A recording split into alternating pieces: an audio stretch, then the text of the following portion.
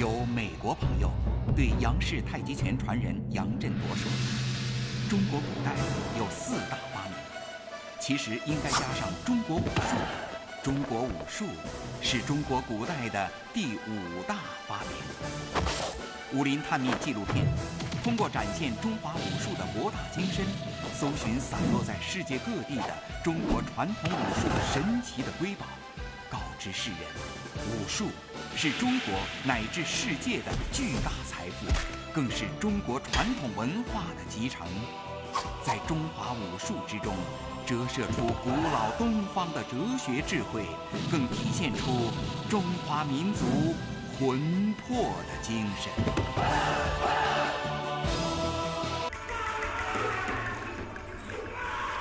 八卦阵是易经中的8种基本图形，起源是很古老的。在美国纽约鱼鼻祖洪拳武馆中，有清一色的8位美国小伙子排成这个八卦阵法，抵御了3倍之敌的进攻。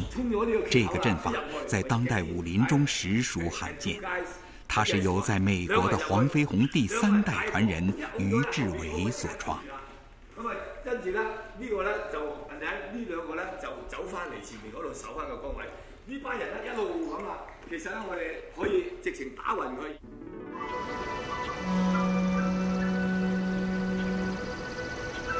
在山城重庆，有一位118岁的传奇武术人士，人称长江大侠的吕子健。清末明初武术史上有享誉中外的3大侠客，一是金门大侠霍元甲，一是关东大侠杜新武，另一位便是长江大侠吕子健。金门大侠、关东大侠先后仙逝。2012年10月，长江大侠也与世长辞，享年118岁。我们这部武林探秘纪录片拍摄下长江大侠生前珍贵的镜头。吕子健是湖北宜昌人，出生于1893年10月15日，生命跨越3个世纪。老人7岁开始习武，终生事业传武教德，深得养生秘诀。老人耳聪目明，思维清晰，每日行拳走腿一如往常。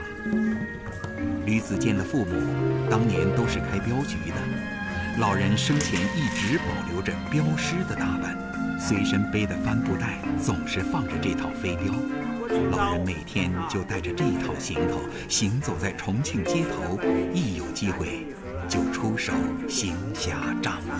我给练八卦掌，谢谢八卦掌。哎，练这个八卦掌的。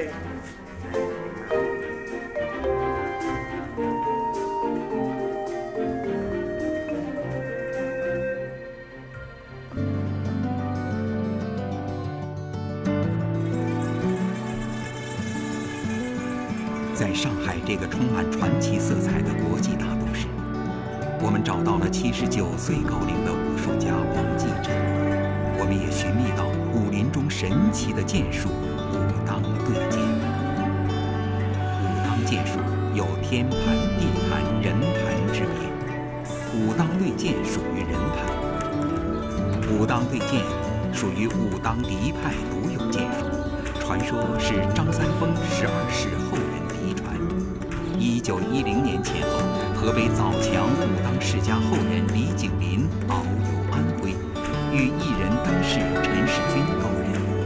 陈世军沉默寡言，年130岁，出没无踪，冬夏身着一单衣。陈世军传武当对剑给李景林，李景林先后任联军司令、张作霖将军的作战参谋等高职。1926年，李景林将军离开军界赴江南，在杭州传授武当剑术。武术家楚桂亭专程从上海前往杭州叩拜李景林，求得武当剑术真传。李景林后来担任著名的南京中央国术馆副馆长，楚桂亭则是南京总统府的武术教官。1928年，楚桂亭与黄元秀合演武当对剑，在武林中引起轰动。1959年，王继震拜楚贵廷为师，求得武当对剑的真传。当今武林，武当对剑这颗瑰宝，传人已是屈指可数。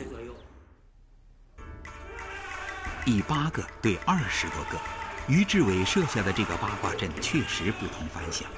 作为黄飞鸿的传人，于志伟特别强调武术的实战性。威廉·里沃拉当过美国海军看守所狱警、私人保镖。他出于看守所防暴的需要，想到了集体搏击的雏形。于志伟师傅则运用八卦图的哲学，重新编排了这套八卦阵，把古代的战阵运用到现代是很有意义的。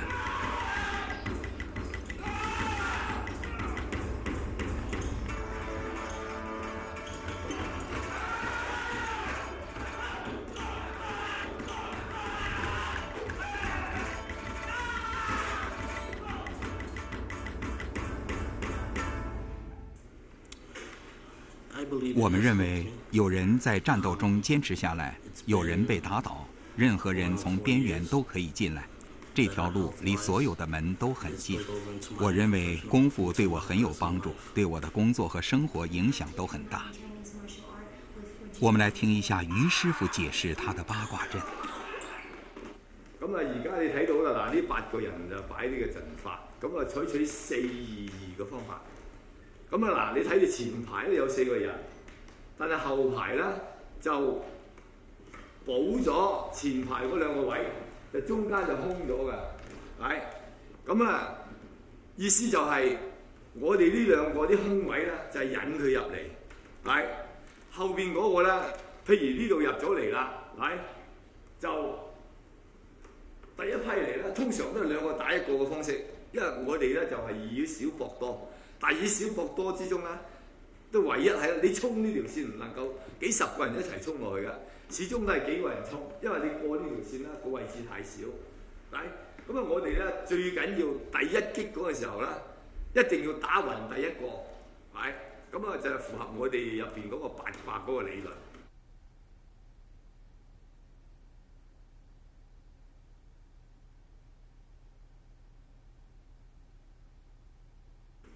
因為呢個門口咧，通常咧係我哋叫咧就係比較係生啲嘅，因為一般人都用右手，右手咧係衝呢邊咧比較方便啲嘅，所以呢個門咧係必入之門。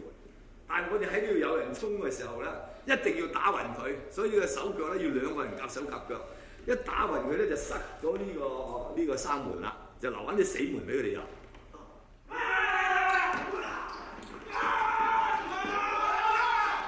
中咗呢個棘口啦，一入去或者 get in，OK，and 2 guys against 1， 2個人入去，2個人打1個，一拱咗咧，後邊嗰個即刻接住啦。咁啊，跟住咧呢個咧就呢2個咧就走翻嚟前面嗰度守翻個崗位。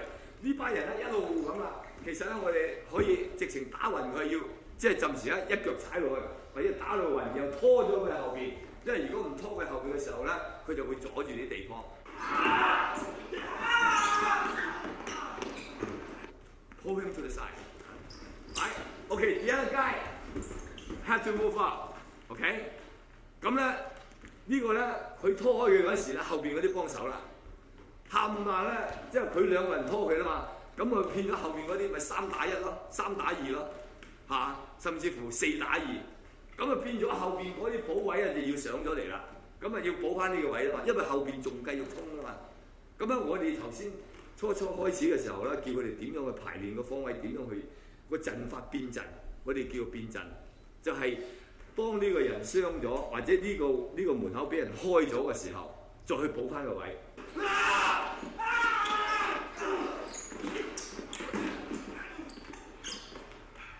Come behind，我嚟呢度要 come behind，咁咧佢哋咧係形成一個陣法咧，係互相去呼應嘅，打呢個嗰個嚟，仲有中間喎。我一入呢個位，3個人都嚟 ，1 2 3 against me 1，if I get through by myself。一嚟到我想打你下，boom， 成3個人嚟嘅，係喺電光火石最短嘅時間啦，佢3個人砰已經打暈咗你啦，咁啊繼續拖咗你喺後邊。咁啊其實話你衝嚟衝去點解頭先會咁快咧？就係、是、每一次衝過，佢佢嘅陣法係3個或者2個，甚至乎4個去打你，一個最短嘅時間，佢要擊中你嘅要害。一杯龙井，一张报纸，是老人练完武后的最好享受了。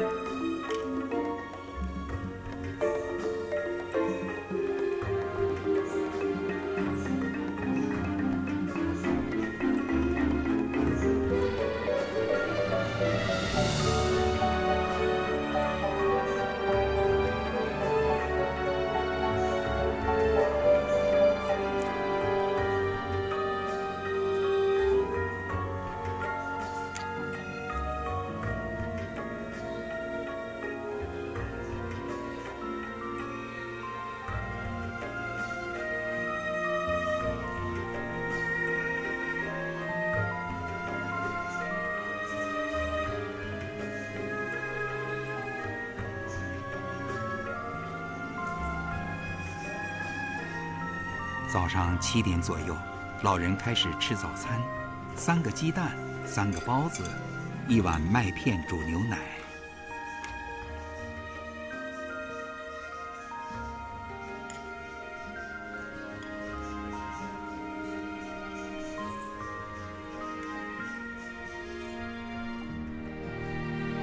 3个鸡蛋，3包麦片，1碗牛奶，这是早晨的一个。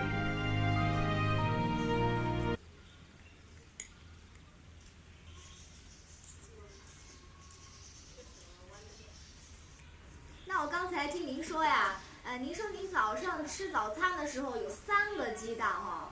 那我记得我爸爸曾经跟我说过，他说他现在胆固醇特别高，医生呢就说了，您要少吃点鸡蛋，鸡蛋不能太多了。那您吃3个鸡蛋，胆固醇不会偏高吗？我以前吃4个，吃4个，现在只吃3个了。那您的胆固醇干嘛不会？我不知道有没有胆固醇，也没有啥。我走起路来了，你年轻人跟我俩一样路走。王继振告诉我们，他的老师楚桂亭曾经说过，武当对剑是中国武术的一颗明珠，是一门独有的高精尖艺术品。对剑动作优美，手法招招致命。武当对剑的特点呢？为什么这个武当对剑？这个大家这么喜欢呢？它的特点，身法的要求高，关键就是用力作用。它每一招每一式都是走对方的要害，是吧？它不是2个剑碰的对仗响，是吧？就是你刺我的喉，我找你的手腕；你扫我的腿，我也找你的手腕，是吧？所以这个剑的特点呢，它确实全部找对方的要害。是吧？全部是找对方的要，招招致命。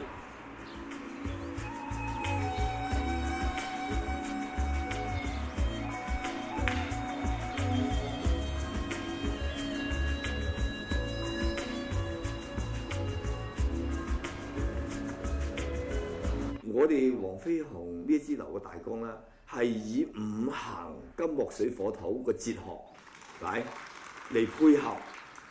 5形就係龍蛇虎豹鶴，搏鬥生死搏鬥時所用嘅招式同埋動作，就加上我哋5形所發出嚟不同嘅聲音，所以咧我哋就採取呢個5音啦。因為我哋中國嘅氣功咧係講求5音嘅，係以5音為主。點解又以5音為主咧？因為5音咧就係5種音符。就係每5種動物嘅音符咧，佢所發出嚟嘅頻率咧，震盪我哋嘅內臟，內臟包括有心、肝、脾、肺、腎，咁咧就能夠咧可以練到我哋嘅內臟，將我哋嘅內功咧就更結合到我哋嘅動作咧，就可以更上一個台階㗎。吕子健出生於51世家，父親大號銀槍太保。母亲被人称为屠龙师太，吕子健曾拜师武当门派15代钱乙真人徐本善为师。那个您是3个师傅啊？我这3个师傅噻。我还有母亲、父亲。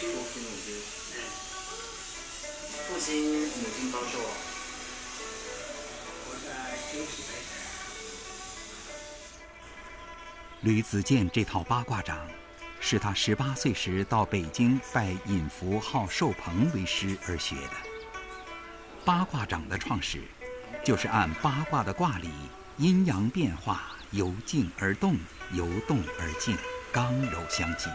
在一个区域内的四面八方及中部做上下左右前后中的圆曲线运动，有原始的8个基本掌法为基础，每一掌又派生出8掌，产生8864掌的变化。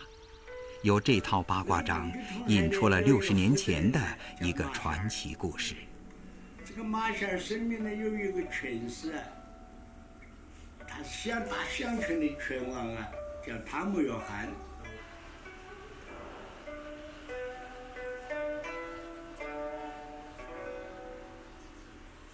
过去啊，从军、师、旅、坛、营、连都有教官。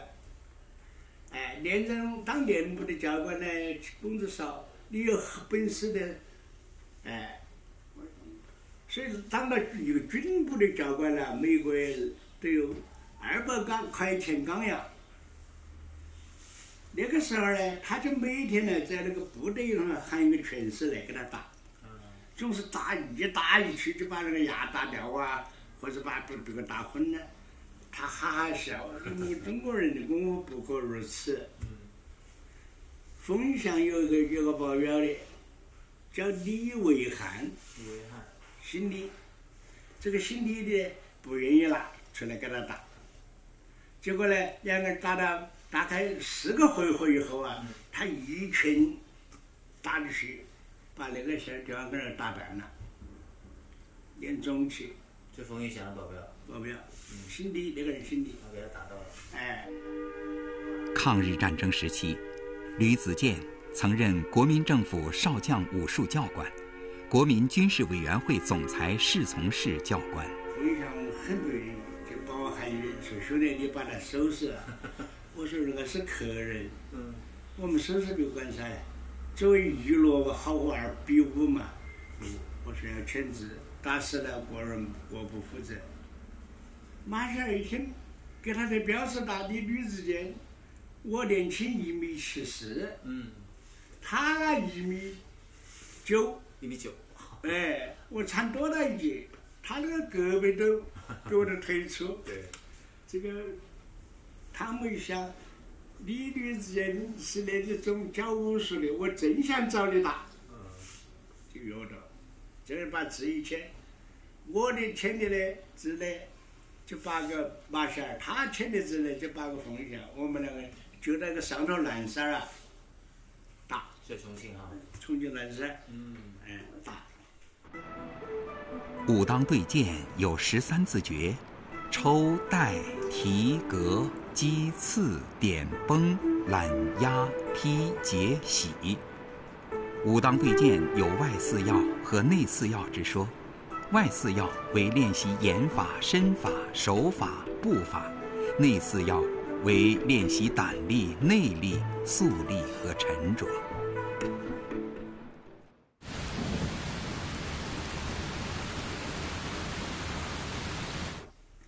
两个人打到1个钟头啊，没有什么胜负，别个还是有2下子，我们那个袖子都抓烂了。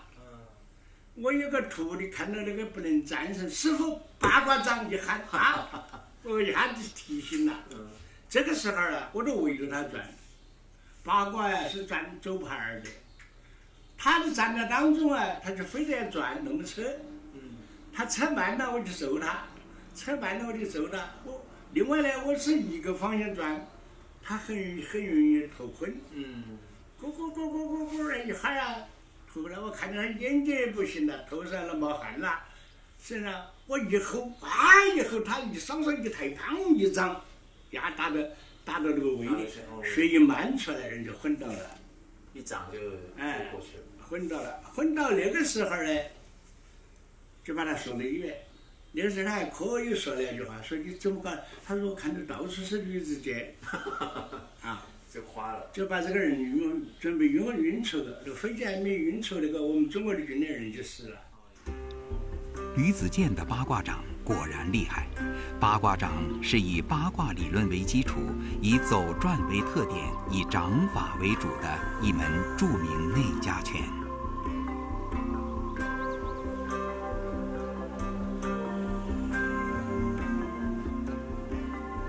时代以后，冯玉祥很担心了，就他这个杜甫啊，是这个是讲的是杜甫明哲嘛，所以他来教我的是走。但係個個都以為我塊面望前邊。黄飞鸿的无影脚真有其说吗？看看于志伟師傅的示範。咁一企喺度，一褪後一步，就去咗啦。咁啊叫出其不意，就專打個死門啦。一打咗佢之後，我咪可以走呢個位啦。嗰度咪係個生門咯，就死門變生門啦。就呢個咧係叫做防守型嘅無影腳。这是进攻型的无影脚，这是出其不意的无影脚。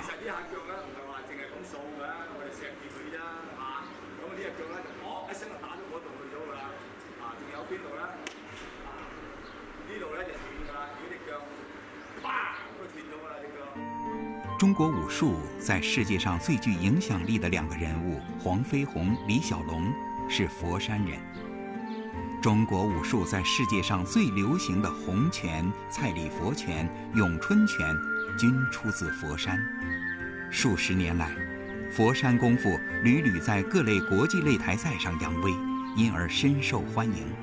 现在，佛山功夫已成为在世界上最流行的中国传统武术。李小龙是咏春拳的传人，后又根据咏春拳而创出截拳道。因为李小龙的电影，咏春拳成为了全世界最多人学习的拳术之一。佛山人叶问是李小龙的师傅，在佛山祖庙的叶问纪念馆里，我们遇到了叶问的儿子叶准。今年80高龄的叶准老人向我们讲述了咏春拳的故事。咏春拳在清末传入佛山后得到发扬光大，从梁赞到陈华顺，再到陈华顺最后一个徒弟叶问，而今流行于世界各地的咏春拳都传自佛山。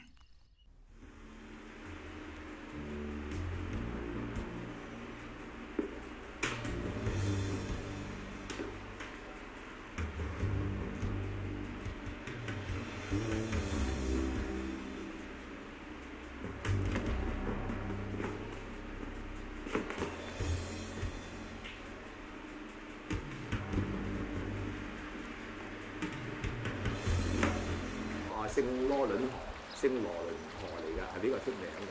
我就搣咗張文頭，我掉咗落海。我喺嗰度，我哋講話，我以後咧，我要用中國嘅文化賺你哋嘅錢，我仲要你哋將來學我哋個功夫同埋我哋中國嘅哲學啦，要3跪9叩喺度，另外要俾錢我使，同埋交學費俾我。2、1、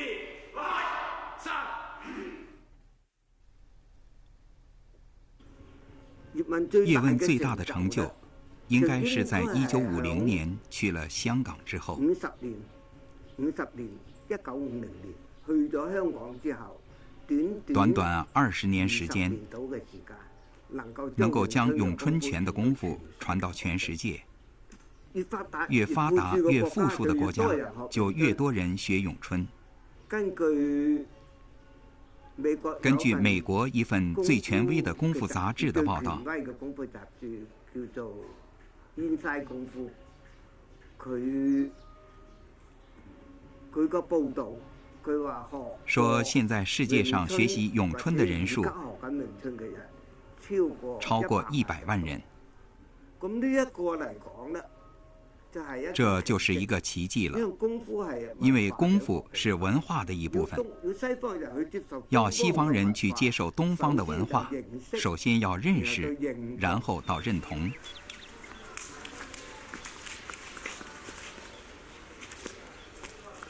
我曾經研究過，為什麼詠春拳能够那么快让西方人完全接受下来呢？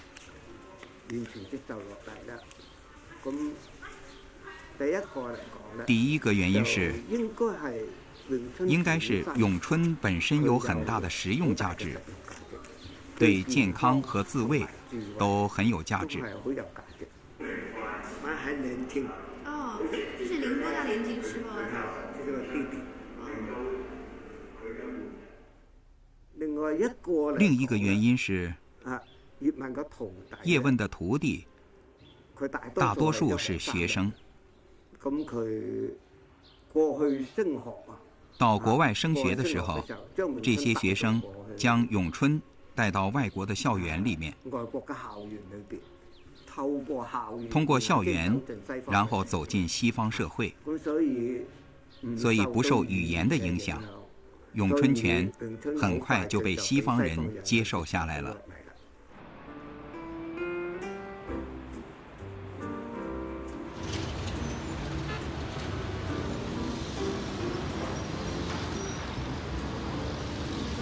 在纽约这个西方文明之都，于志伟保留并传承着中国最古老的文化。今天，在爱徒于鼻祖的武馆里进行一个隆重的仪式，这些洋弟子要正式拜于志伟为父亲，认祖归宗。不单是改姓于，还要去纽约于家祠堂，在于氏族谱上留下自己的名字，正式成为于氏家族成员。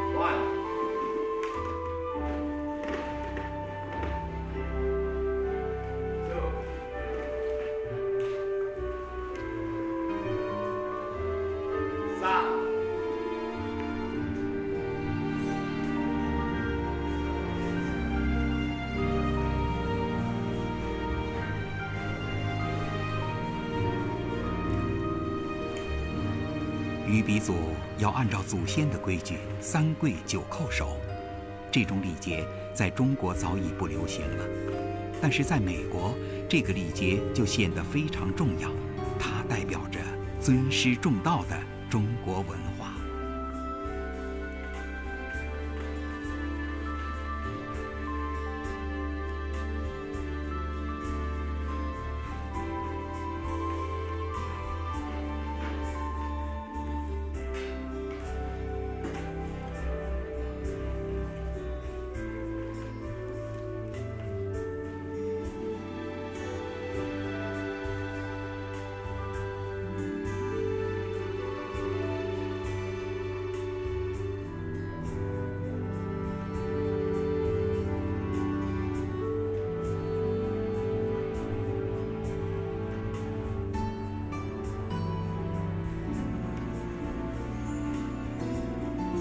喝下这杯茶，于志伟就不单是于鼻祖的师傅，也成为他的义父了。这条黑腰带意味着于鼻祖是黄飞鸿嫡传第4代入室弟子。于鼻祖2岁多的时候，父亲就离开了他和他的妈妈。自从20年前于鼻祖跟师傅学武开始，在他心里，于志伟就是他的父亲。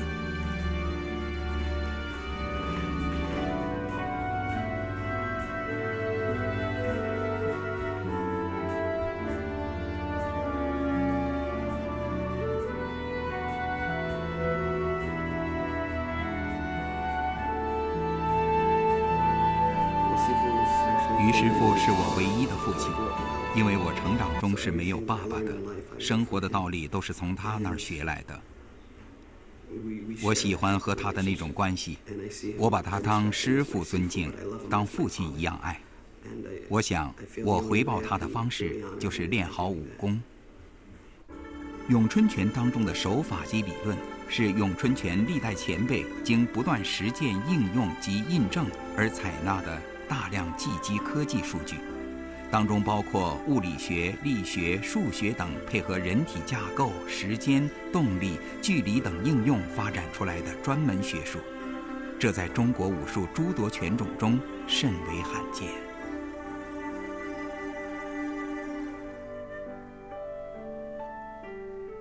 李小龙虽然在美国读书，但是由于佛山的叶问，他在世界上传播咏春拳采取了一个很特殊的角度，他是用三角几何和现代力学的原理去解释中国武术的法度，所以一扫过去中国拳师用阴阳八卦去传播中国武术的缺陷，使西方人接受西方教育的后一辈年轻人很快就接受了中国咏春拳的传播。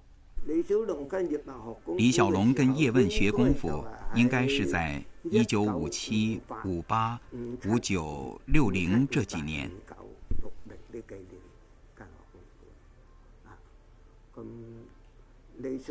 李小龙的成就，有的人说是李小龙初去美国的时候，他要教咏春，咏春好的时候带起了李小龙，李小龙成名了，回过头来他又带起了咏春，这是一个相互的关系。人哋好似空手道啊、跆拳道嗰啲，學咗我哋中國功夫嘅皮毛咋，已經搞到咁全世界都通行啦。我哋中國功夫根本係佢哋所學嘅嘢，都係喺我哋嗰度啫嘛，喺中國功夫嚟啫嘛。點解我哋中國功夫嘅嘢唔能夠優勝過人呢？就係以前啲師傅嗰個知識水平唔夠高。咏春拳来无招，去无式，无固定形态，一切随变化而变化。如水，遇什么容器变成什么形状，遇什么河道就随地势顺流，斩不断，拦不住。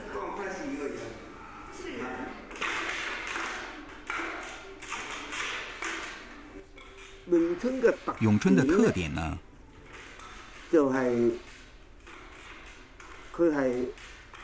他是很重视心理的。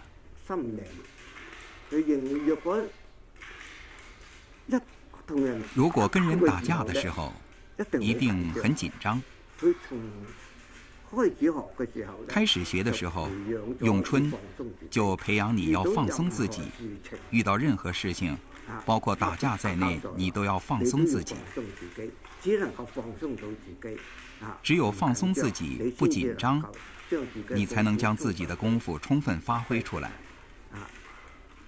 因此学咏春，除了学得一手好功夫之外，对人的性格培养是有很大的好处的。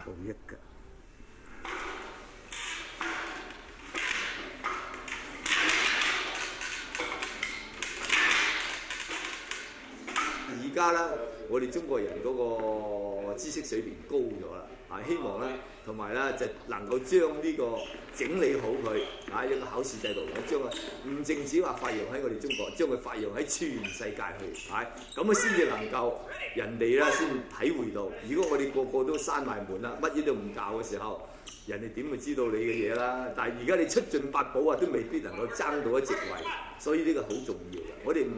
我哋可以保留有一手，但係一定要唔能夠話唔教，選嗰啲徒弟咧，心性好嘅、品行好嘅，不妨將你傾囊所有嘅嘢傳授俾佢，唔係中國功夫就會失傳啦，係咪先？所以考試就係咁樣啦，唔到你唔積極，因為你一定經過重重嘅關卡先能夠畢業到。詹姆斯·彼得逊这天要与2个人对打，要打赢才能过关。看来彼得逊的冠军头衔不是徒有虚名。在我们节目播出的时候，詹姆斯·彼得逊已经在新泽西州的于氏洪家功夫国际协会的另一个分馆任教了。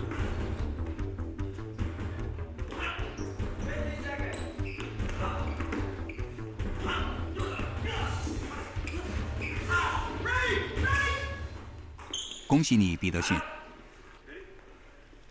我们可以看到，于志伟的弟子们都很注重礼节，对于这些洋弟子们来说，这不是礼仪的形式，而是代表着深厚的中国文化。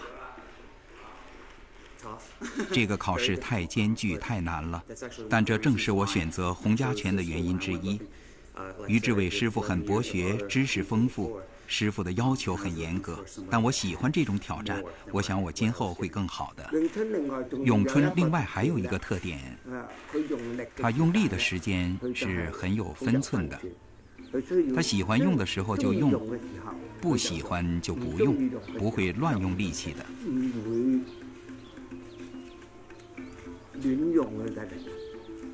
因为人的体力始终是有限度的，会节约是很重要的。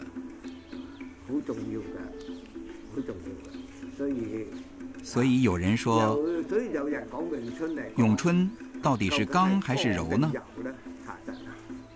我认为咏春最大的特点就是刚柔并重，因为它不需要的时候就很放松，什么力都不用，需要的时候才把力使出来，这就是咏春的第二个特点了。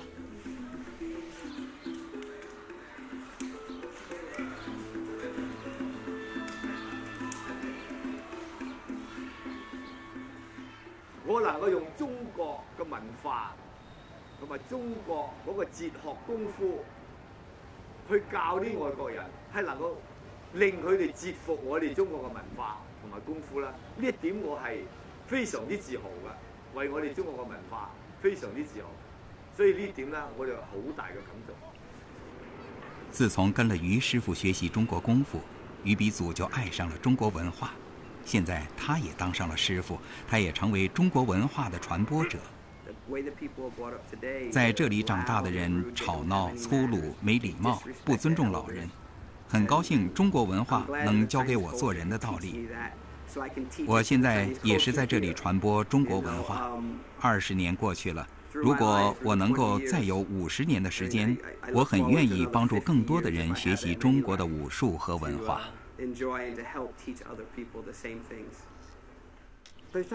第三個特點呢，詠春對敵的時候就是距離很短很近，因此說看起來不好看。功夫有這樣一個特點，就是好看一定不實用，實用的功夫一定不好看。我最崇拜李小龍一樣東西，我跟他做師兄弟，我並不很崇拜他的功夫，我最崇拜他的就是他是一個戲劇家，他又是一個武術家，他能夠把這兩點融合起來，把不好看的功夫變為好看而又能實用，在他的電影裡充分發揮出來，這是我最佩服李小龍的地方。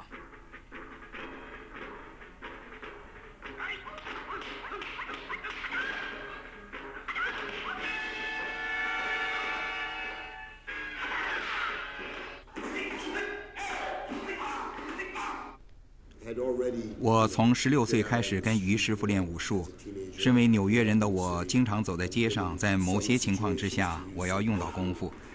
當我當警察以後用到的就更多了。當你一出手的時候，你就要讓罪犯知道你要抓他們，功夫這時候就很有用了。有人問我為什麼要那麼麻煩用功夫對付罪犯，用槍不就行了？事實上在現實生活當中不會像電影裡那麼容易去使用刀和槍，人是活生生的，有的時候罪犯離你很近，那時候功夫就可以輕易地抓住他們了。我是紐約警署的一名便衣偵探，在曼哈頓區工作。我主要就是對付銷售和走私方面的案件。亞歷山大在示範他的一次真實案例。有一次我沒穿制服，胸前斜掛一個背包，2個賣毒品的人走過來問我在做什麼，問我包裡面裝的是什麼。一個人上前來搶我的包，我用虎掌擊到他的下巴上，摔倒在地，扭住他的胳膊。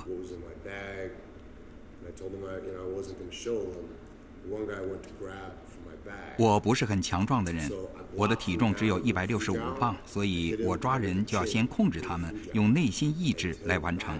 如果你要打人，你就要让对手很快明白你的意图，你不可以软弱，你要先采取强硬的行动，因为你不知道那个人有什么，他可能会有武器，所以你要尽早地控制场面，运用你所掌握的一切功夫。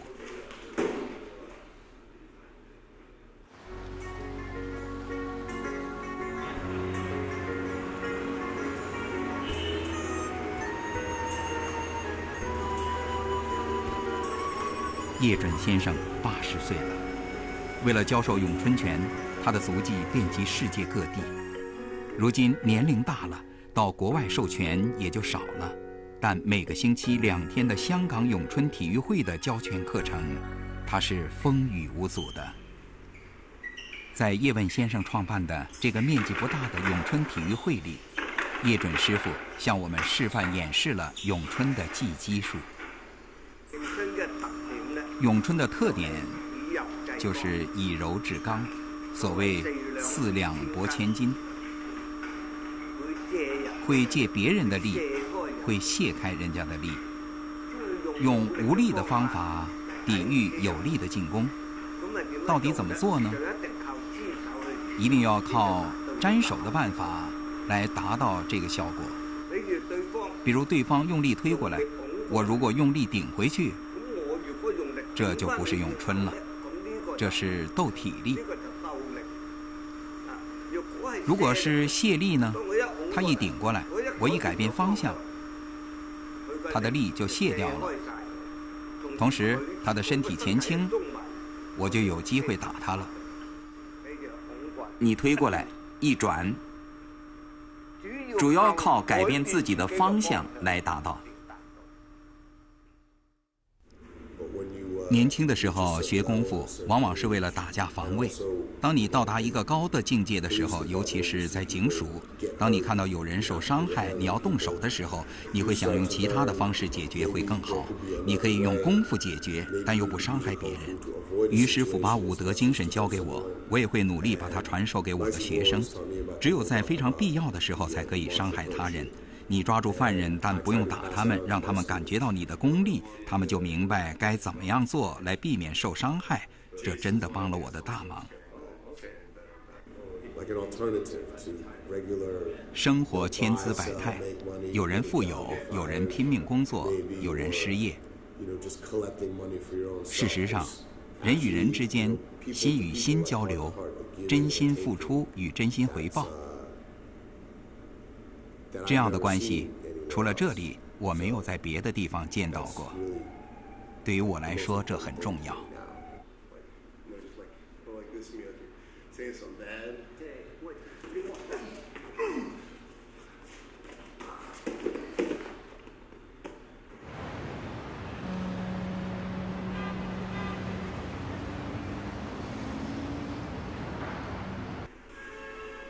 叶正是叶准的弟弟，他1962年到香港，跟随父亲学拳，后更成为父亲的助教，可见他的功夫深得父亲真传。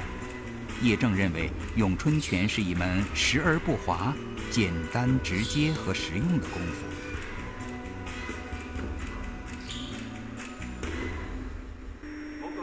我觉得，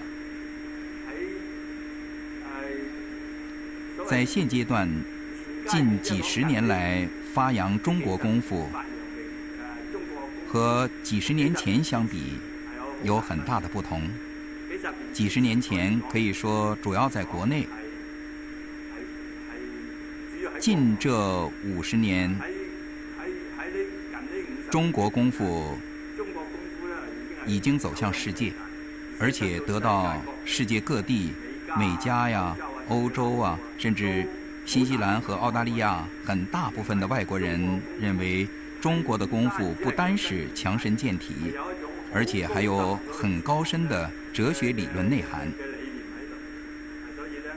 所以到现在来说，可以说国外的人学功夫的热情不会低过国内的人。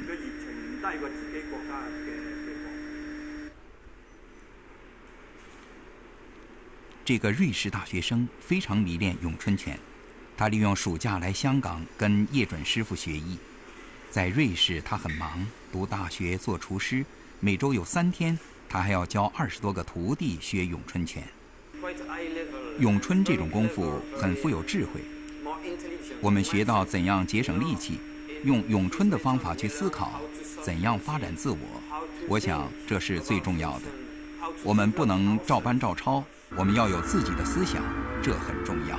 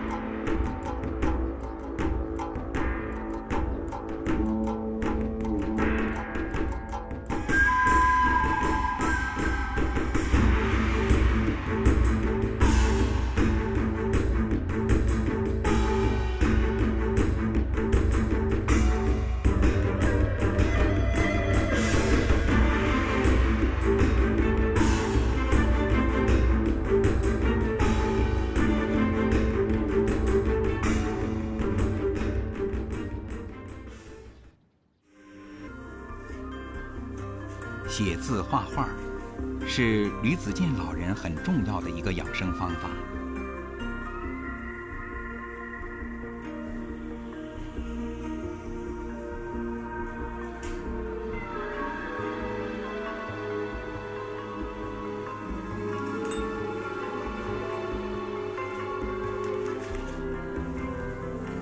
画画能把一个人的大脑静下来，打掉很多思维，不去想它，画画呢就能够在专心一意的画它。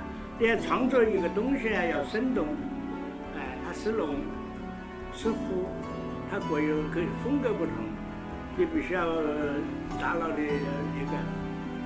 这个上了岁数的人不能等他大脑空下来。他有很多人到了年老的，他有得失感，他会想到年轻怎么样，现在老的觉得有点悲惨，走路不动，没人伺候，或者是怎么样，这种想法呢，对他不利。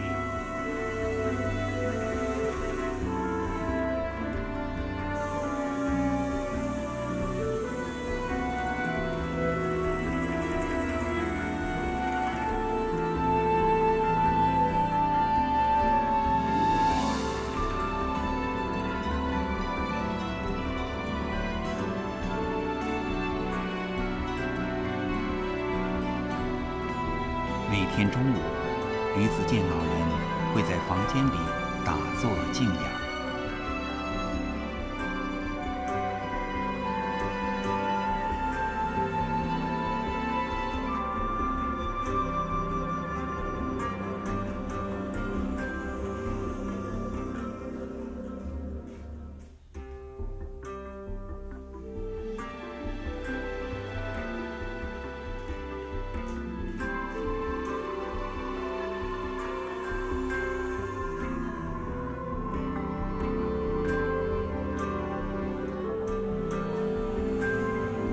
吕子健有很多养生秘诀，不吃药也是老人的养生秘诀之一。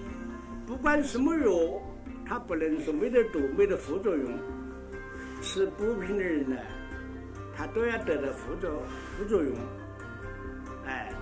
因为你不吃，我们就练我们的养生功，我们自己他越练越强。就不会生病是吧？他不生病，吃药了，不生病少生病。那你认为就是那个是药都是有毒性的，或多或少？不管你什么药，它有正作用就有副作用，那个是肯定的。他们有很多人吃补肾的哦，你肾它不好了，他后来到了上了年纪，他会得前列腺。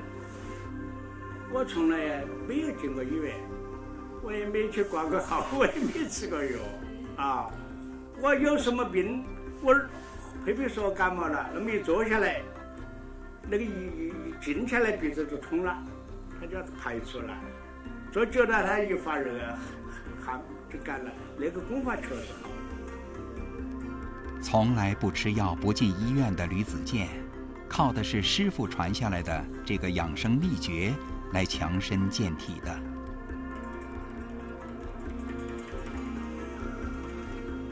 我们老一辈啊，我的师傅啊，武当山，他传给我一本书，可惜那本书呢，文化大革命抄走了。好，那是后来我自己回忆到写的，那个他那里有曰了，人生只有长生药，每个人都活得很高，有长生的药，什么的呢？精气神。吕子健被人们誉为活神仙，能活到110岁，亦实属不易。在110岁高龄还能有如此好的身手，在这个世上也只有这位活神仙能办到了。另外呢，就是说我们要身体好，身体好呢，我们怎么样呢？我们就要寻根。你看啦，你买一个果子，买一个栗子，买一个苹果，它都有个把把儿。我们人也有个把把儿。在哪儿啊？肚脐。哦，肚脐是吧？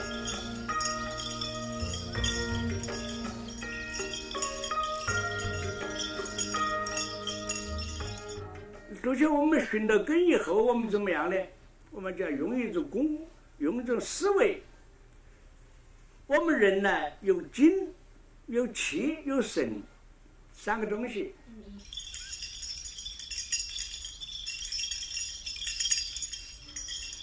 我们那个精气神呢，我们要拿来寻根，要走到那个根高头去。那只有什么东西呢？只要用思维，因为这都是在身上的东西，你用思维想到，你一想到那个肚脐儿，大概你今天想明天想，你想不到10天以后20天以后啊，他所以一想他就到肚脐儿那个地方去了。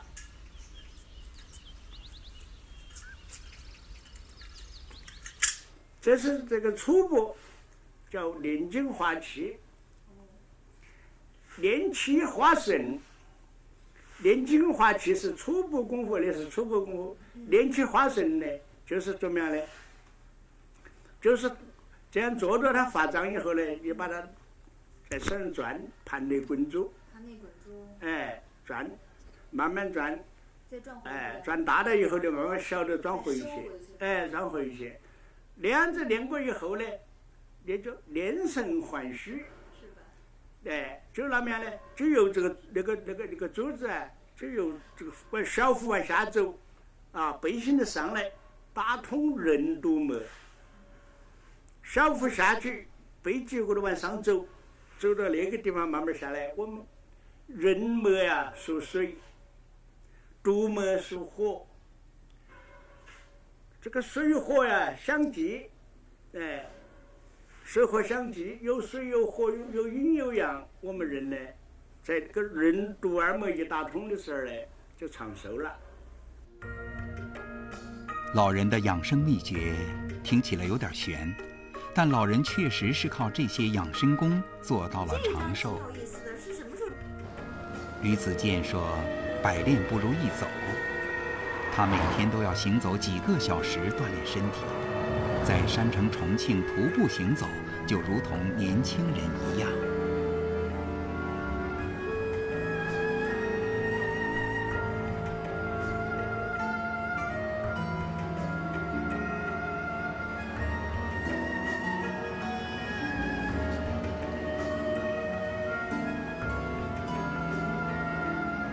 有时我高兴起来要唱要跳，到处跑哦，是吗？就像小孩呀。那您爱唱什么呀？我唱京戏。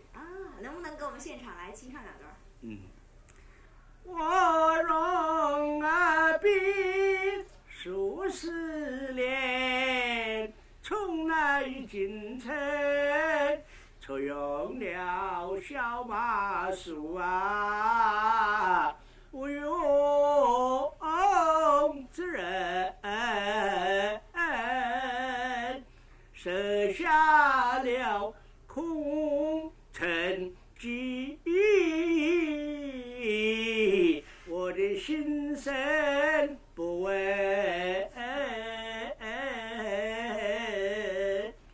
望空中求贤弟呀，大呀贤为力，天哪天，汉室兴亡就在空城计也，诸葛亮。太厉害了，挺有意思的。那您平时高兴的时候还要去唱唱歌呀？太阳一出，赵东强老的长在脖子上。妈妈的弟弟我叫周，我爸爸的爱人我叫亮。挺风趣的，也高兴。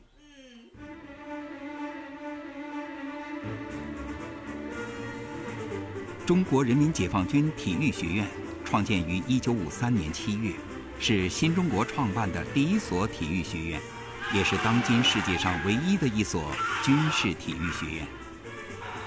解放军体育学院格斗教研室是全军唯一从事格斗、刺杀等军事武术项目教学科研的单位，主要承担军体拳、散打、刺杀、擒敌等科目的教学、训练和科研任务。中国人民解放军特种兵部队和武警特警队的精英都是在这里接受军事武术的培训的。在这里学习军事武术的10几个国家的外国军人中，有来自吉尔吉斯斯坦的总统保镖和巴基斯坦的总统卫队长。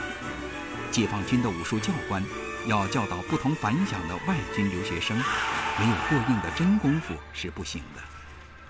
解放军体育学院格斗教研室20多位武术教官中，朱琳是唯一的一位女教官。让我们来看看这位解放军体院的院花是怎么给这些威风凛凛的小伙子上格斗课的。今天我们要学的动作是挡击别臂，挡击别臂是防敌上把刀的动作。为了给大家一个形象而直观的印象，下面先看我做2遍示范。第一列同学飞扬，第2列快点，上方同学到出来，挡击别臂的动作。喂，好，开，好，好，好，打，好，好，好，好，好，打，好，好，预备，好，在准备格斗的基础上，当对方右手持刀向我上刺身，好，我迅速向左闪身，注意啊，一定要向左闪身，同时左手挡抓敌手腕，起右脚猛弹敌裆，趁敌弯腰之际，右手上挑下压，将敌制服。哎，好，哎，好，好，自己体会动作，在练习的时候一定要注意，快、准、狠。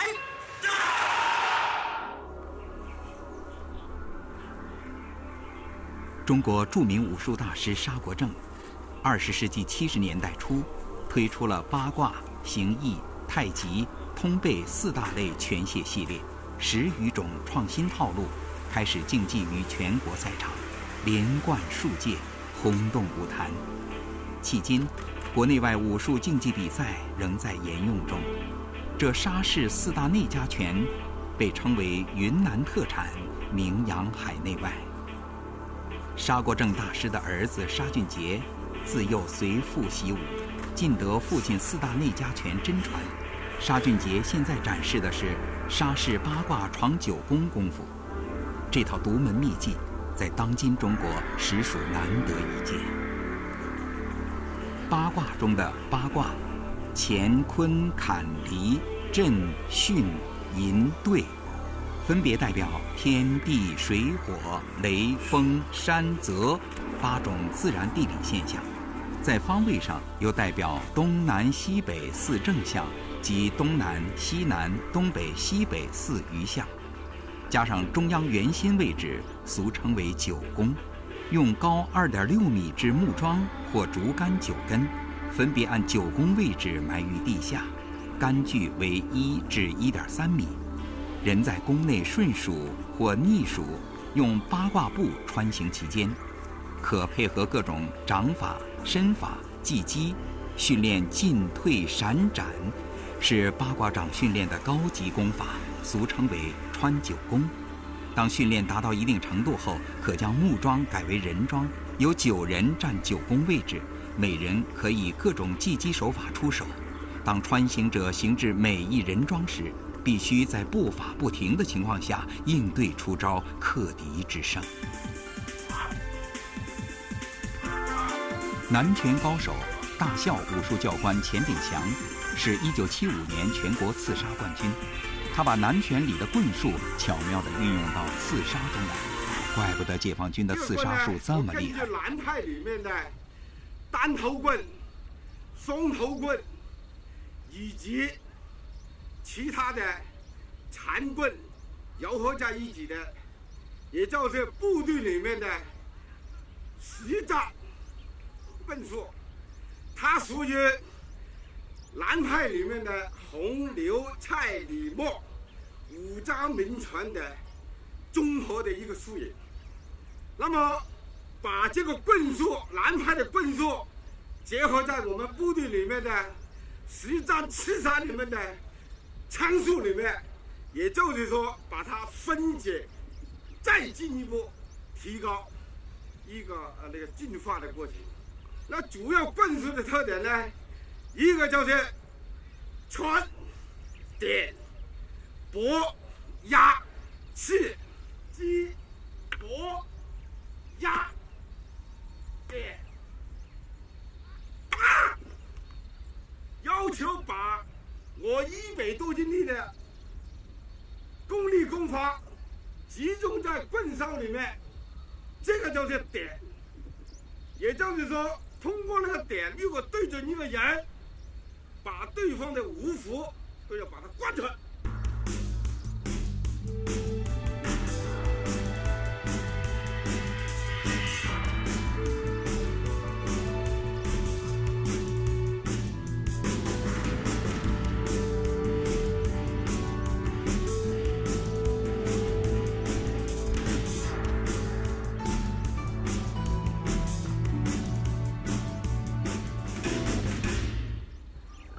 现在随着现代化，武器不断发展的今天，很多人认为呢刺杀是当今没什么用，但是按照我们老一代的军事家和我们现在一级在教学第一线的教授，总认为那个刺杀在今天仍然起到很大的作用啊。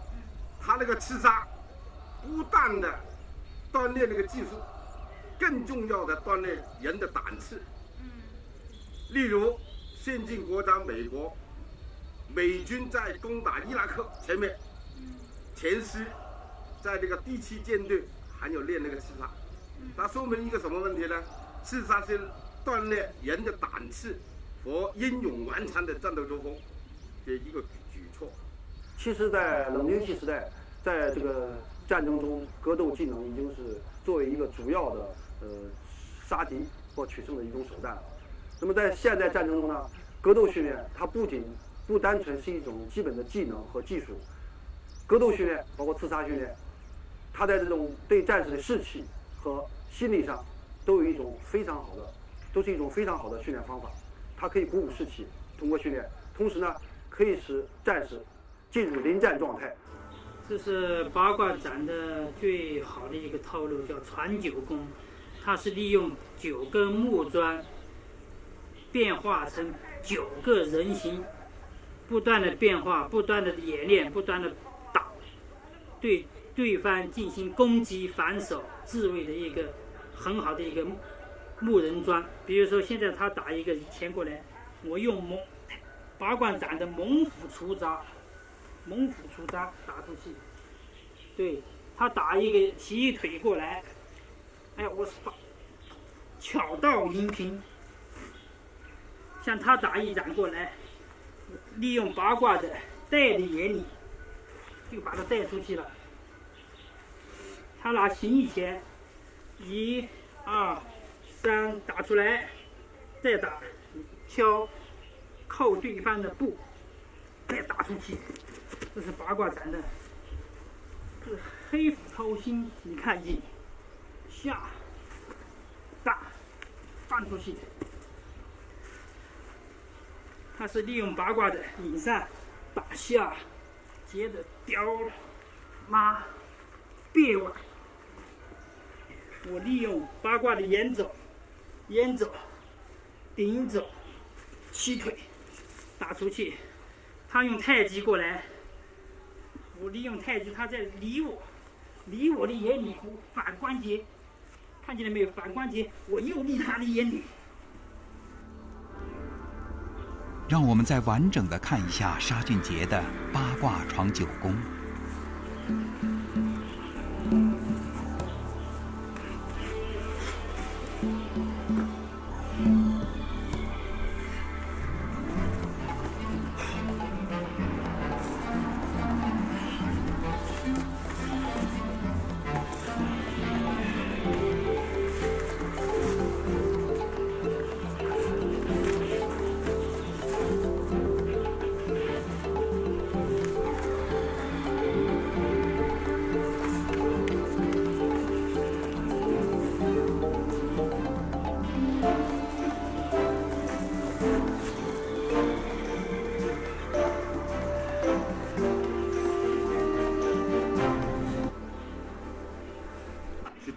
对于军体院的训练，我对主管负责人安排如此高水平的教官给我们表示感谢。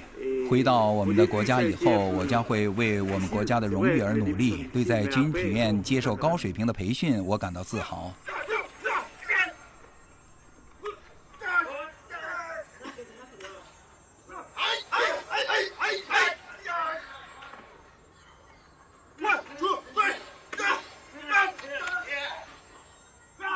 西方人的观念不同于东方人，比如学功夫，他认为比他强的他才愿意跟你学，你比我强，就证明你的功夫好，那我才会跟你学。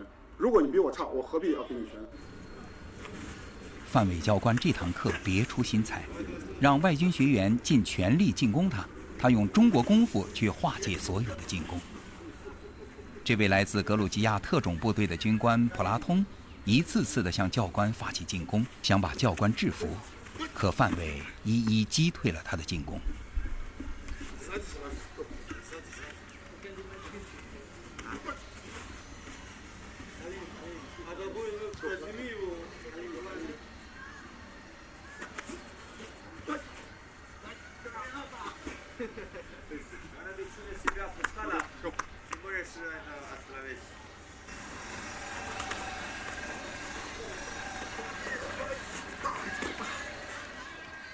这学员向我们提出各种问题，而且挑战。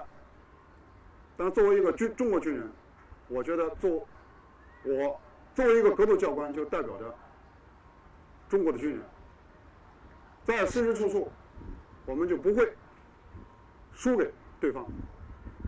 当然，打铁要靠自身硬，这也需要自己的本身的素质过硬才行。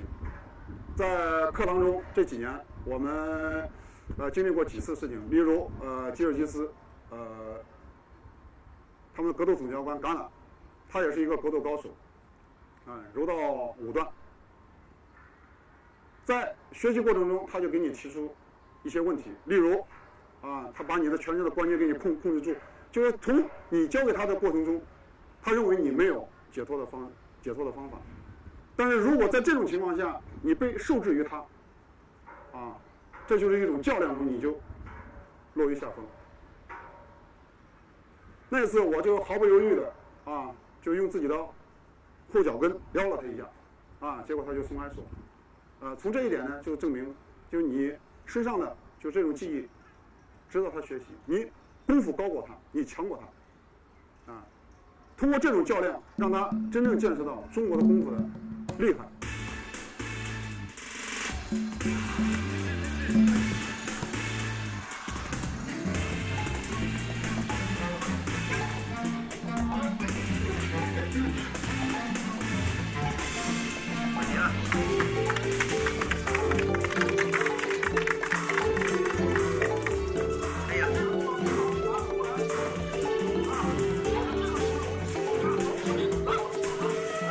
这个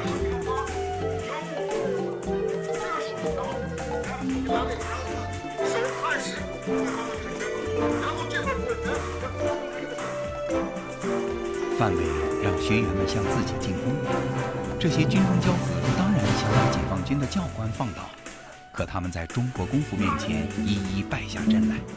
范伟教官给这些外军学员上了一堂生动的中国功夫课。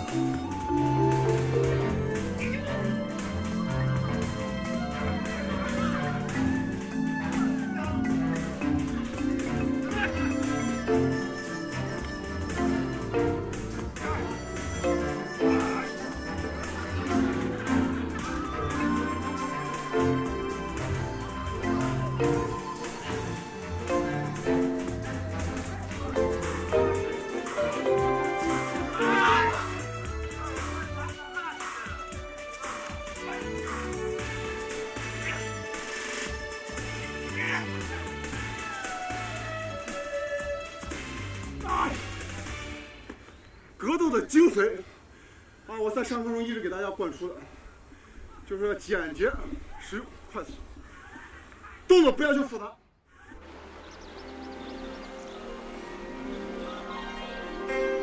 在风光旖旎的昆明滇池，沙俊杰、李斌夫妇逐一展示了不同凡响的沙式内家拳。这是沙式4大内家拳之一的形意拳对练。形意拳是中国著名3大内家拳，八卦、形意、太极之一，讲究象其形，取其意，要求心意成于中，肢体形于外，内意和外形高度结合。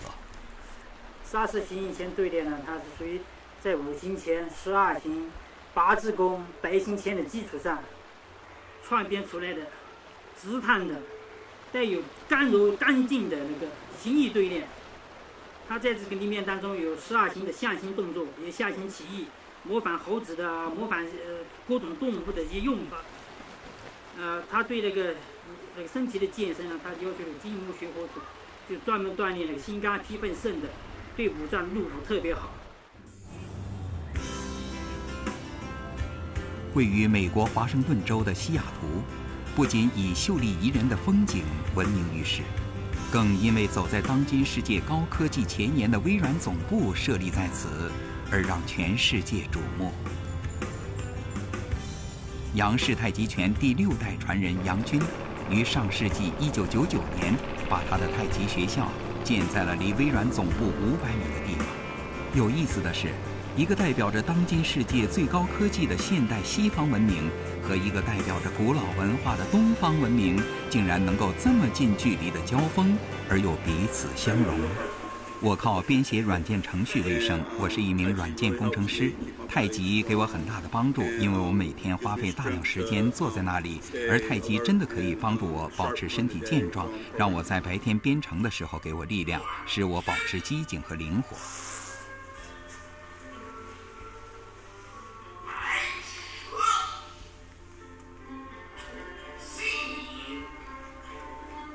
外国人对太极拳的热爱，也感动了太极使者杨军。自从了这个在国外看到了这么多这个太极拳的爱好者以后呢，对我来说呢也是一个感触，逐渐呢也认识到这个太极拳的这个真正是一个国宝，真正是一个无价之宝。不光呢这个从我自身的锻炼了，逐渐的这个认识呢在提高。同时呢，也是觉得呢，从强身健体以及了防身自卫了各方面呢，确确实实呢有它的很深奥的道理，很深奥的哲理，而且呢，看到了这个太极拳呢，在国外呢这么受欢迎。通常呀，这个近代呀，以前中国很强大呀，在近代呢，这个中国呢很多东西都是在跟国外学，但是呢。每当你走到这个台上的时候呢，他都了行这个抱拳礼，他都要跟你说了杨老师好。这个时候呢，你无形之中呢，有一种这个无上的这种很难说了那种形容的感觉，是自豪的这种感觉，觉得呢自己呢是一个真正的这个中国人。一个中国古老文明的传播者，以个体的力量敲开了西方文明的重镇美利坚合众国的大门，坚强地在这片土地上生活下来，用老祖先的传世之宝造福着这个西方文明大国的子民。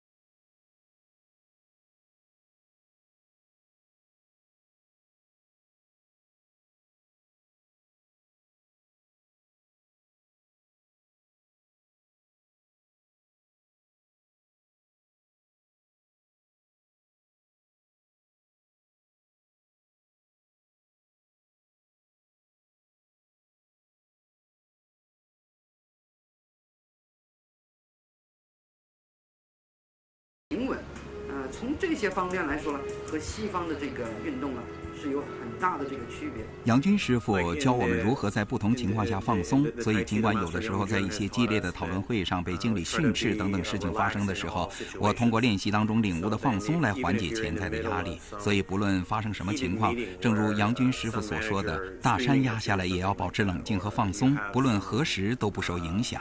哲学是我们个人生活的根源。我喜欢在这个学校学习，因为每个人都很和气，教学也很容易，所以我不会感到担心和害怕。作为一个女性，那很重要。我不喜欢去那种以打斗为目的教学的武术学校。我喜欢这所学校，是因为它使男性更温柔，使女性更坚强，所以我很欣赏这些。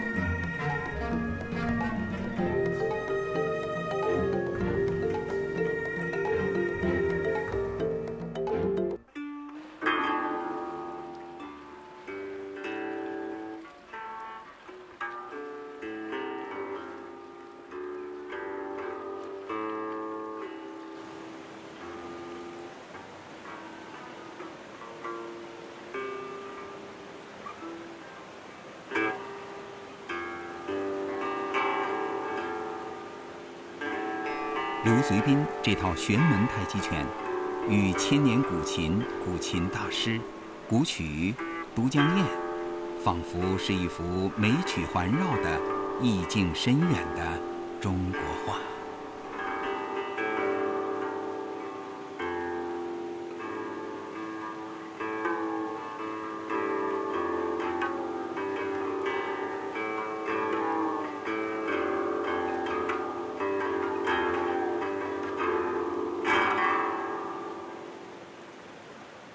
因为在我们这上面有一句话叫上善若水，最好的东西是水。因为水为啥是最好的东西呢？就是说这个水可以说很渺小，就是说一盆水你一只手就可以把它抓起来扔到另外一个地方去。但是同样就是这样的水，只要是日积月累，它可以滴水穿石，石板它都可以给你打成。那么就是这个小的力量持之以恒，它就会做到这个。如果它聚成大的力量了，它可以把山都要冲垮，城都要冲垮。所以说青城的武术，它在中国的武术里面讲五行金木水火土里面，它是属于水，是水拳。所以在青城的动作里面，它就柔的动作特别的多。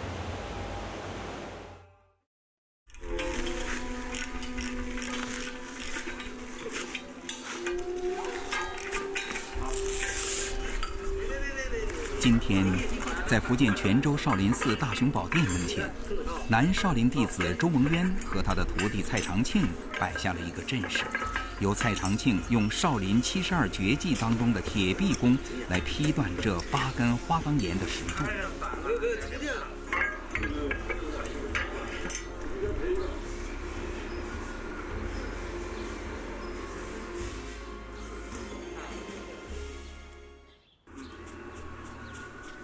在劈石柱前，蔡长庆打一套著名的南少林五祖拳来热身，铁臂功、铁砂掌、金钟罩、铁布衫等等，这些都属于中国少林功夫中的秘传绝技。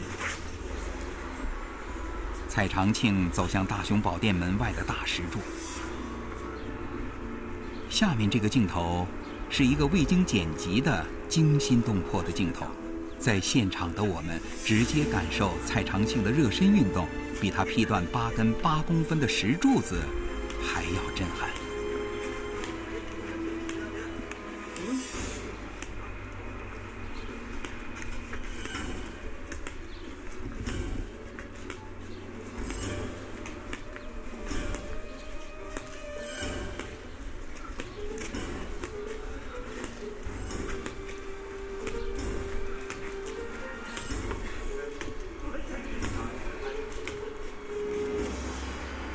蔡长庆从少年时代在福建石狮侨乡武术馆，跟随南少林五祖拳第4代传人周蒙渊学习南少林五祖拳法，并对这少林绝学铁臂功产生了浓厚的兴趣。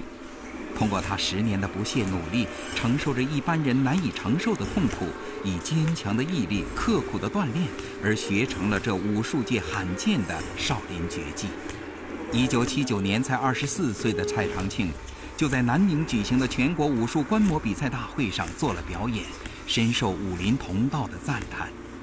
经过了几10年的执着与磨练，蔡长庆的铁臂功夫已达炉火纯青的境界，他的左手和右手都已练成了少林奇功，号称铁臂鸳鸯手。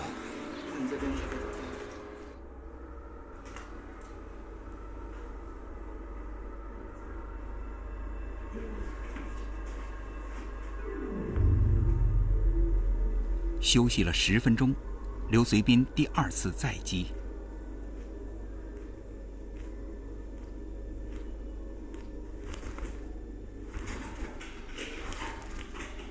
站在摄像机后面的我们，可以感受到刘随斌劈空拳打出的凌厉锋利。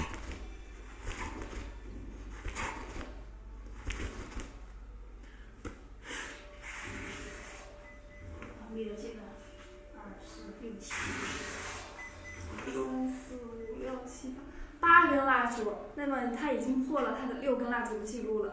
那刘老师，您跟我说一下，这个到底是怎么一回事？今天打的还可以吧，但是不是最好的，最好的我能够打到12支蜡烛。但是呢，今天打出来一个感觉就是，前面的没有打灭的时候把中间的打灭了，中间没有打灭的时候把后面的打灭了。因为他那一家的拳，他就是讲穿透力。那么就是在前面的没有打灭的时候，就能够伤到你后面。那么也就是说，如果说我一拳打到一个人的胸上去，他可能背心已经受损了。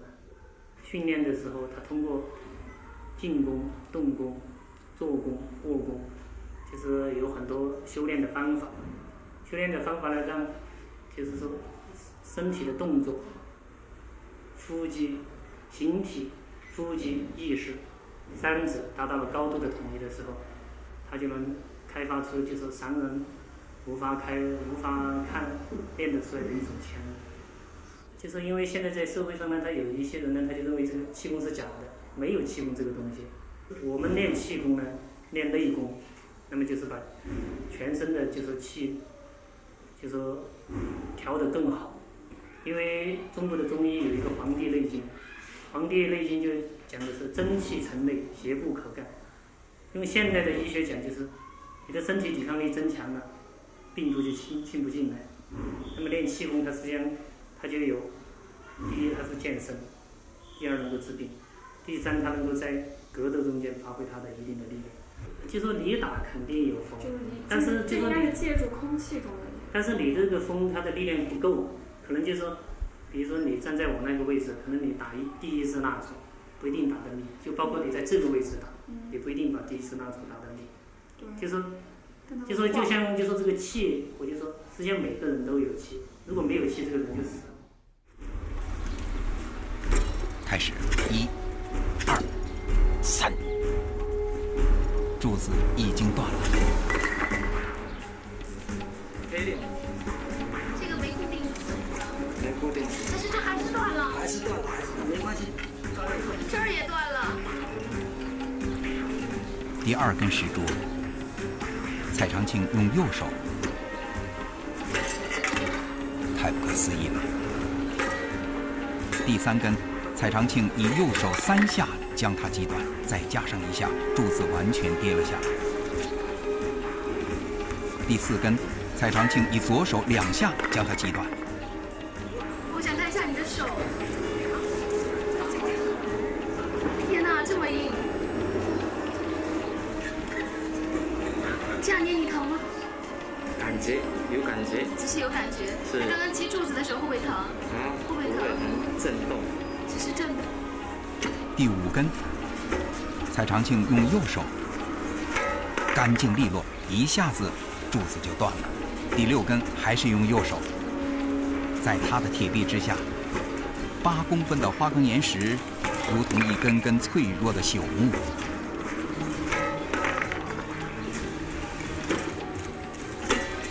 第7根，用右手4下击断。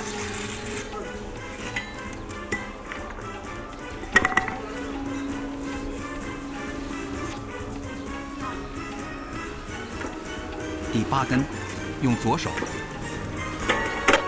这最后的一击让人赏心悦目。蔡长庆的铁臂功让我们叹为观止。看一下您的手，有一点微微的颤抖，可能是因为用力过猛啊！你看这个柱，那这样的话，这么用力的去撞击，会不会伤害到骨头啊？不会，这种不会切钙的。练这种不会切钙的。练这个法。那么铁臂功是怎么练出来的呢？我们来听听蔡长庆的师傅周蒙渊是怎么说的。第一要练呢，要养皮，养皮，这个皮要养啊。你如果说你的骨头很硬，皮很脆弱，一碰就出血了，那你什么用？没用。铁臂功是以训练手臂硬度为主，而辅以药物的进洗与力量的训练。在练更是一两皮，是在练骨，因为这个手就是皮跟骨合起来的嘛，皮不会破，骨很硬，那就行了。所以现在开始练的时候是练碰树，特别有那个有皮的树比较软了嘛，就经常去碰树，一天要碰1个小时、2个小时，开始都肿啊。那打的过程中要用药水来洗，要震药水，要洗药水啊。哦，你不震药水的话，那么一打都黑都肿起来了嘛，要把它消肿它。所以要一边练一边用药水来震，要洗。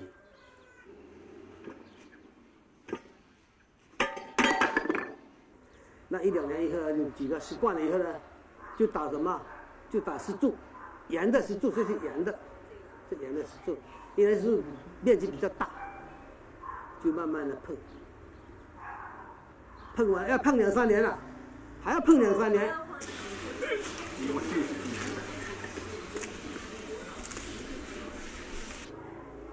追求以后大概一段时间呢，差不多了，就开始练碰到棱角。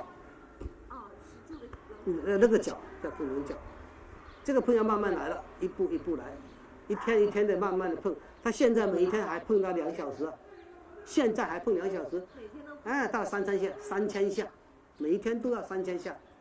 就撞那个。这个穿红的这个是我。那讲。周蒙渊毕业于著名的广州中山医科大学，这一天，他带着蔡长庆重返母校，要对蔡长庆的铁臂功做一个医学的见证。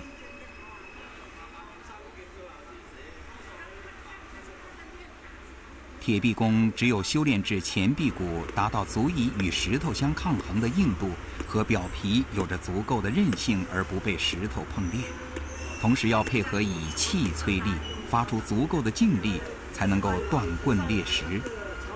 以臂断石是对人体极限的一种挑战。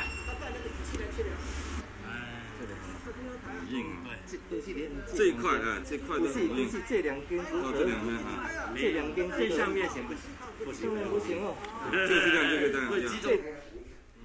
在中山医科大学的 X 光室，医生们怀着好奇的心情，用医学的手段来看一下蔡长庆神奇的双臂。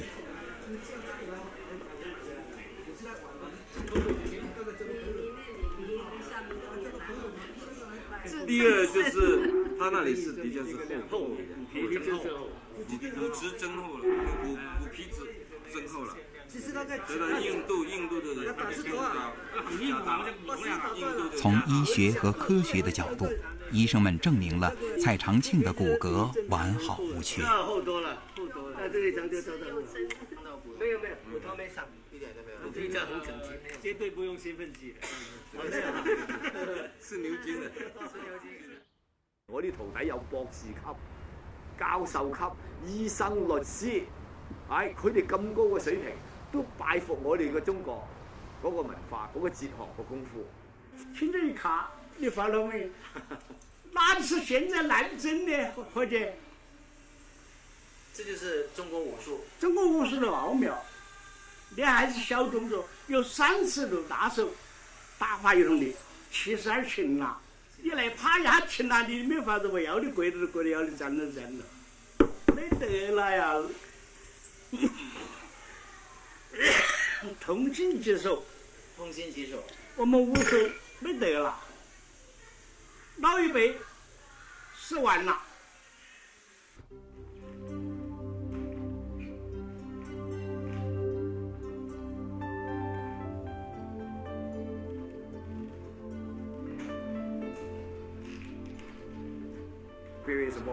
能把这一武功带到美国并广为传授，实在是一件很伟大的事情。不管而家係現代社會，我哋中國人咧認為樣樣都要西方好，但係我認為咧，我哋中國好嘅嘢咧，中國嗰個好嘅嘢咧，西方未必有，就係我哋嗰個哲學，我哋嘅歷史，係好多嘢西方人都要向我哋學習㗎。咁呢方面啦，我認為前景唔緊要，成唔成功呢個係唔重要嘅，只要係有心人，係有民族尊嚴嘅師傅，同埋有真材實學嘅師傅，繼續去努力，將我哋中國嘅文化同功夫宣揚啦，梗有一天梗有一日會成功㗎，因為我哋嘅嘢係經得起考驗，中國功夫經得起考驗，中國嘅哲學經得起考驗，我認為將來咧，我個放眼將來啦，佢西人啦，將來好似我哋而家中國功夫中國人咁學佢外國個科學，佢哋會將來學翻我哋中國嘅哲學啊！呢個係我認為係必然嘅，呢個係將來係一定係有呢個前景喺度。所以你們嚟拍這個東西，你們也屬於搶救武術，你們也是為了歷史，為了中國的武術，為了國家遺產寶貴的文化來做工作。